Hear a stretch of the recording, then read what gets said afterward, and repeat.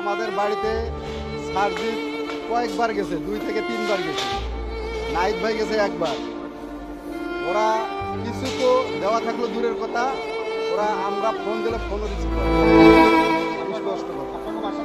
এবং আমাদেরকে ওরা অনেক আশ্বস্ত করছে, জড়িয়ে ধরে বলছে যে তোমার এক ভাই গেছে, লক্ষ্য ভাই আছে। কিন্তু আজকে থেকে লক্ষ্য ভাই কেউ, অর্ধেক ভাইও নাই। সরকারি দল থেকে বর্তমান প্রধান উপদেষ্টা হবে ডক্টর মোহাম্মদ ইউনূস, উনি আমাদের বাড়িতে গেছে, আমাদের সবাইকে নিয়ে বসছে, ভাই বোন মা বাবা চাচা সবাইকে নিয়ে বসছে, বসে সবার সাথে শুধু কুশল বিনিময় করছে, কথাবার্তা বলছে। আর একটি কথা বলছে যে তোমাদের যে কোনো সমস্যা হলে আমাদেরকে জানাবা। কিন্তু এখন আব্বা যখন অসুস্থ হয়ে পড়ে রংপুর মেডিকেল কলেজ হাসপাতালে, তাকে এমার্জেন্সিভাবে ঢাকা সিএমএসে আনা লাগে।